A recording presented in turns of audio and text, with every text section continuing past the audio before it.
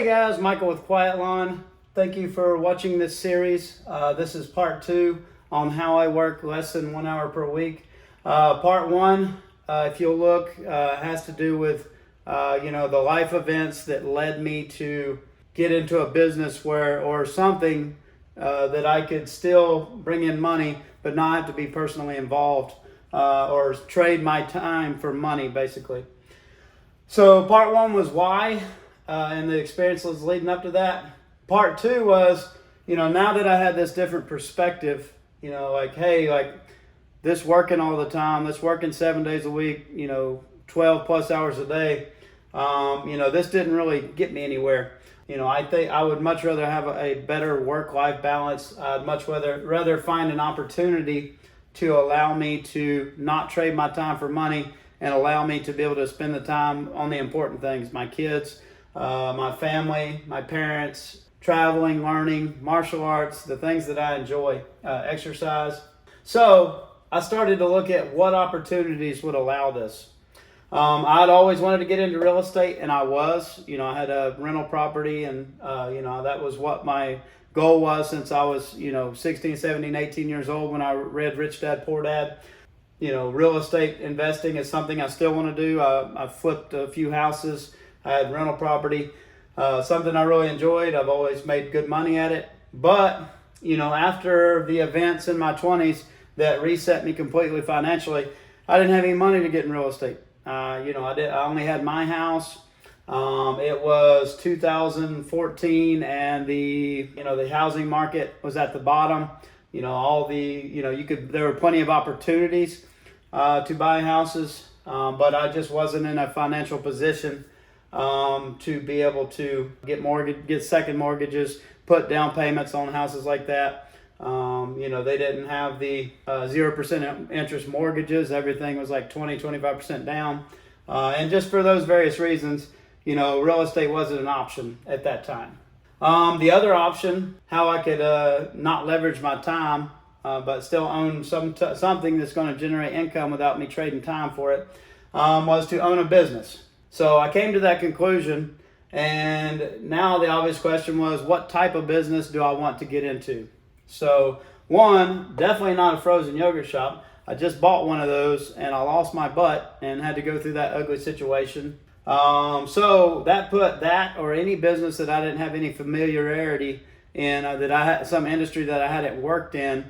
I didn't want to get it. I didn't want to take another shot in the dark at something I'm not familiar with, like that type of business, because I had already gotten burned. 2, maybe insurance. So I had several years in insurance and sales, and mortgages too. But I had several years in insurance. I'd always thought about having an insurance agency.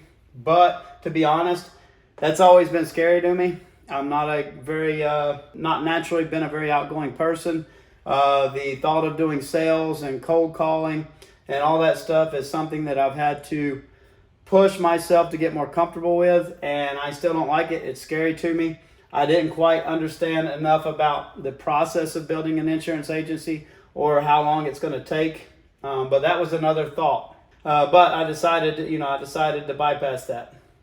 The next thing I looked at is, what else am I familiar with? What else have I done before? Well, I had built 2 small lawn care businesses, one when I was a teenager and another one when I was in my 20s when all that happened. So I had familiarity with that.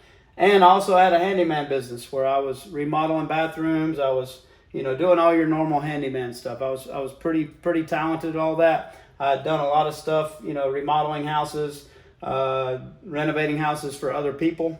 So I started to look at these 2 options and compare them. First off, either one of these, any business that I started from the get-go, my goal was to not have to be there and work in the business eventually. It was to get a business that could basically run itself. If I wanted to keep a job, I would have stayed in the casino industry. I would have stayed in some kind of, some other field. While lawn care is fun, it's not what I want to do for the rest of my life. I don't enjoy it that much that I want to be out there for the next 10, 15, 20 years.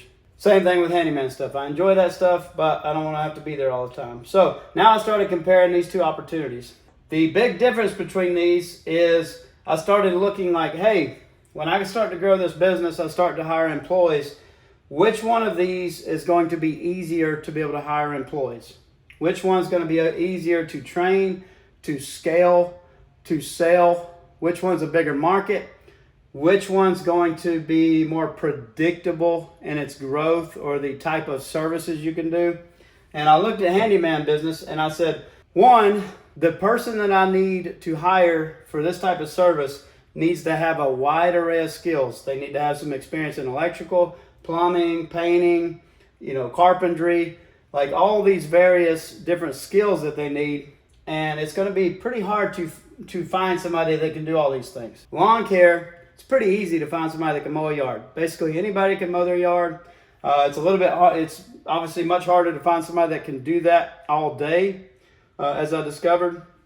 But still, a much easier set of skills that you need than a handyman business. Second thing was, what's going to be more predictable and have recurring revenue? Well, handyman service, I go hang a ceiling fan for Mrs. Smith. It's a one-time thing. Now I've got to market. I've got to find somebody else. I've got to find another service. While there are probably some recurring type stuff, like changing light bulbs or air filters, most of the stuff on a handyman business is going to be one-time services. Lawn care, people need their grass mowed. The grass is going to grow. I can repeat that. I can sell that customer one time and repeat the sale over and over and over again for months or years at a time. So, and I had familiarity with both of these. So I decided to go into lawn care. So this is part two. This is what opportunities I looked at when in my 30s, after all that happened, when I started to figure out, how I could work less and still be successful financially. I decided after a lot of thought to go into the lawn care industry. And the next part of this series, we'll talk about some more details on how exactly I got from, building a business, working in it, working, 60, 70 hours a week, to working in my business less than 1 hour a week.